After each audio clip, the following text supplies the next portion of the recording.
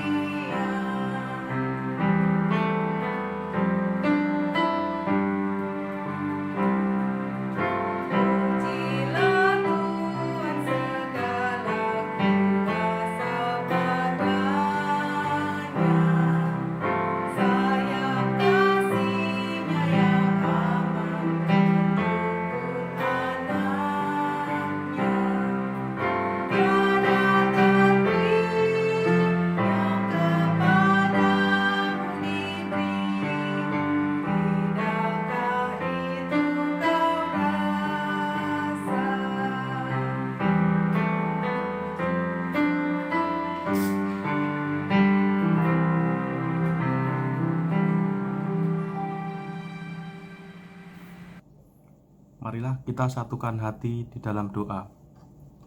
Terima kasih Tuhan Yesus, pada saat ini kami hendak menerima firman-Mu. Pimpin dan sertailah kami oleh Roh-Mu yang kudus, agar kami dapat memahami firman-Mu dan menjalankannya dalam kehidupan kami. Berkatilah Bapak Sugiarto yang akan menyampaikan firman-Mu, agar yang disampaikan hanya seturut kehendak-Mu. Hanya di dalam nama Tuhan Yesus Kristus, Juru Selamat kami yang hidup, kami berdoa dan mengucap syukur. Amin. Marilah kita mendengarkan firman Tuhan yang akan diambil dari Efesus 4 ayat 25-35 yang akan dibacakan oleh saudara kami. Salam saudaraku, pembacaan Alkitab pada hari ini akan kita ambil dari Efesus 4 ayat 25-32. Karena itu, buanglah dusta dan berkatalah benar seorang kepada yang lain, karena kita adalah sesama anggota. Apabila kamu menjadi marah, janganlah kamu berbuat dosa. Janganlah matahari terbenam sebelum padam amarahmu. Dan janganlah beri kesempatan kepada iblis. Orang yang mencuri, janganlah ia mencuri lagi. Tetapi baiklah, ia bekerja keras dan melakukan segala pekerjaan yang baik dengan tangannya sendiri, supaya dapat membagikan sesuatu kepada orang yang berkekurangan. Janganlah ada perkataan kotor keluar dari mulutmu, tetapi pakailah perkataan yang baik untuk membangun di mana perlu, supaya mereka yang mendengarnya beroleh kasih karunia. Dan janganlah kamu mendukakan Roh Kudus Allah, yang telah memeteraikan kamu menjelang hari penyelamatan. Segala kepahitan, kegeraman, kemarahan, pertikaian, dan fitnah hendaklah dibuang dari antara kamu. Demikian pula segala kejahatan. Tetapi hendaklah kamu ramah seorang terhadap yang lain, penuh kasih mesra dan saling mengampuni, sebagaimana Allah di dalam Kristus telah mengampuni kamu. Saat ini kita akan membahas masalah seni merawat keluarga. Di dalam bulan keluarga tahun 2020 saat ini adalah temanya seni merawat keluarga. Dan subtema kita pada saat ini adalah bahasa tubuh, alat damai sejahteramu. Nah, di sini kita akan membahas bahasa tubuh, yaitu atau gestur adalah suatu cara yang ditunjukkan dalam komunikasi nonverbal. Setiap orang berkomunikasi akan melakukan dua hal, yaitu yang pertama adalah mengucapkan kata-kata dan juga disertai dengan gerakan tubuh. Itu yang disebut gestur. Contohnya kita misalnya pada saat kita susah, kita akan melihat gestur dia, yaitu dengan cara dia menangis atau wajahnya dia kelihatan bersedih. Dan saat dia gembira, bersukaria, dia bisa ketawa dengan bergerak tubuh atau melonjak-lonjak. Itulah gesturnya. Dan saat dia susah atau bersedih atau gembira atau lainnya, dia akan juga menggunakan gerak-gerak tubuh itu. Saya ada cerita sebagai contoh misalnya, yaitu ada salah satu keluarga, suami istri sedang makan di rumah makan, dan dia sedang ngobrol-ngobrol sambil menikmati hidangannya, dan di sampingnya meja lain juga ada seorang wanita yang sedang menikmati hidangan juga.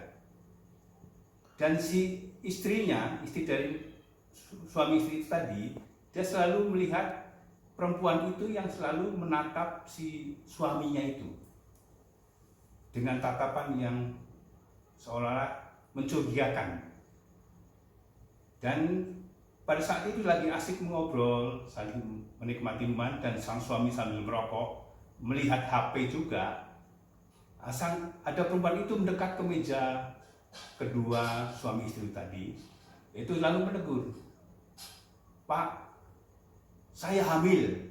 Kemudian si istrinya itu dari suami istri tadi, dia marah betul. Nah, dari tadi saya perhatikan, dia melihat bapak terus. Nah, dia marah sehingga minuman yang ada di depannya disiramkan ke bapaknya itu. Lalu bapaknya bingung ini, kaget juga. Loh, ada apa ini? Terus perempuan itu mengatakan, "Pak, saya hamil, jangan merokok, asapnya mengganggu saya." Baru sadar ibunya itu tadi bahwa itu adalah salah pemahaman dalam melihat gestur tubuh seorang wanita tadi. Itu kejadian yang sangat fatal karena salah melihat gestur dari seorang perempuan yang ada di dekatnya. Dan seringkali dalam hubungan keluarga, suami istri atau orang tua terhadap anaknya, dia seringkali salah memahami bahasa tubuh mereka. Bahkan seringkali mengabaikan dari bahasa tubuh si anak terhadap orang tua, sehingga dia tidak memahami apa maksud dan tujuannya daripada itu. Dalam kehidupan sebagai orang percaya, tidak jarang menghadapi kesalahpahaman, kesalahpengertian dalam membangun kehidupan bersama sebagai umat. Bahkan bisa muncul konflik antara anggota. Begitu juga dalam kehidupan keluarga, sehingga sering terjadi salah pemahaman dalam tutur kata maupun bahasa tubuhnya, sehingga sering terjadi konflik-konflik dalam kehidupan rumah tangga kita. Di dalam bacaan Efesus 4 ayat 25 tadi, itu sebenarnya terdapat ada 4 nasihat yang terkandung di dalamnya. Yaitu yang pertama adalah kita harus membuang dusta. Yang kedua, kita harus membuang kemarahan. Dan yang ketiga, kita harus mengucapkan perkataan baik, tidak boleh mengucapkan perkataan yang kotor. Yang keempat, kita bersikap ramah. Kita akan bahas satu persatu dalam ini. Membuang dusta, itu kita terdapat di ayat 25 Efesus 4 tadi. Jadi kita jangan ada dusta di antara keluarga kita masing-masing. Kita juga harus menjunjung tinggi kejujuran.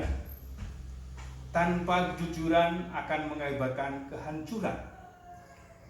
Sekaligus untuk berkata jujur memang terkadang ada risiko. Akan tetapi jauh lebih berisiko dan berakibat fatal jika dalam keluarga saling mendustai. Kejujuran adalah salah satu dasar pernikahan agar tetap sehat dan kuat.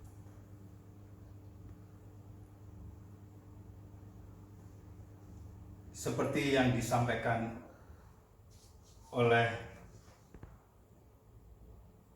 di Efesus 4 ayat 25, yaitu karena itu buanglah dusta dan berkatalah benar seorang kepada yang lain. Jadi kita memang tidak boleh mengatakan yang tidak benar, dan itulah jujuran yang harus kita di dalam kehidupan berkeluarga. Dan yang kedua yaitu membuang kemarahan.